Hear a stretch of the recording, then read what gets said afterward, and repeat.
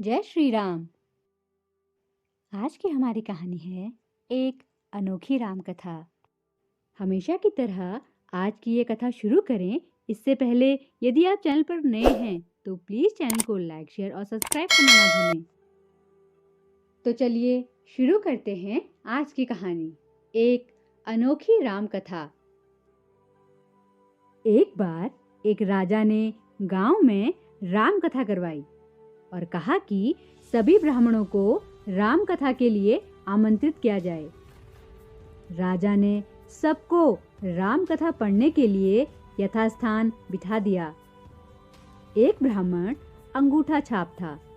उसको पढ़ना लिखना कुछ आता ही नहीं था, तो ब्राह्मण सबसे पीछे बैठ गया और सोचा कि जब पास वाला पन्ना पलटेगा तब मैं भी पलट दूंगा।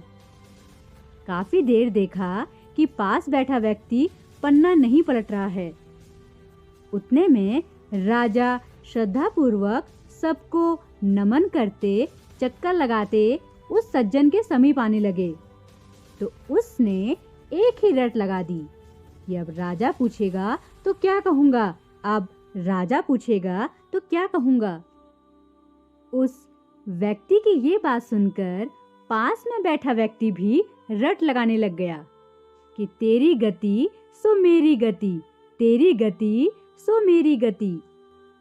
उतने में तीसरा व्यक्ति बोला, ये पोल कब तक चलेगी, ये पोल कब तक चलेगी। उसके बाद चौथा व्यक्ति बोला, जब तक चलता है चलने दे, जब तक चलता है चलने दे।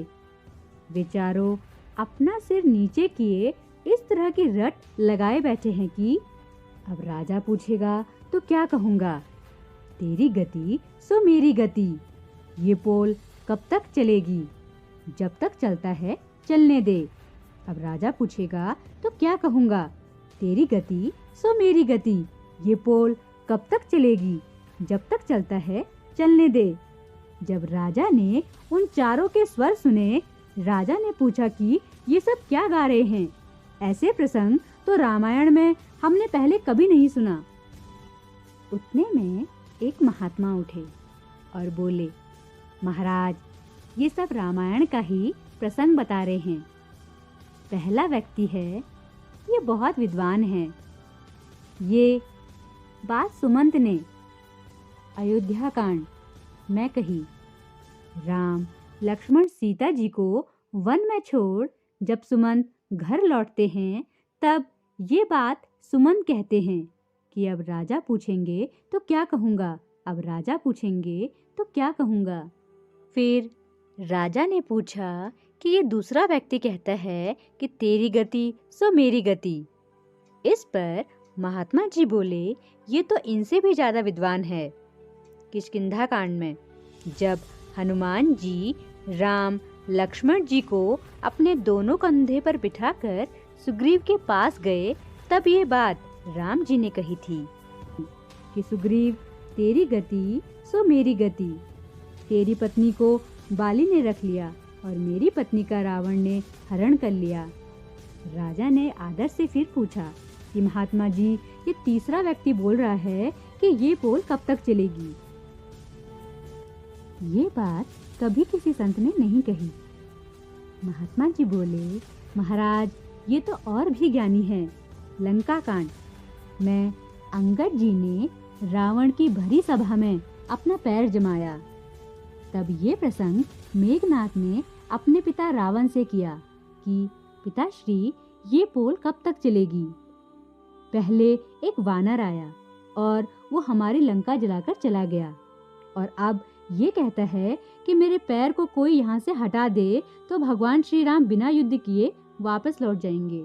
फिर राजा बोले कि महात्मा जी, ये चौथा व्यक्ति क्या बोल रहा है।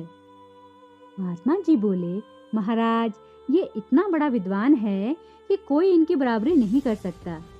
ये मंदोदरी की बात कर रहे हैं। मंदोदरी ने कई बार रावण से कहा कि स्वामी, आप जिद छोड़ सीता जी को आदर सहित राम जी को सौंप दीजिए, अन्यथा अनर्थ हो जाएगा। तब ये बात रावण ने मंदोदरी से कही कि जब तक चलता है चलने दे। मेरे तो दोनों हाथों में लड्डू हैं।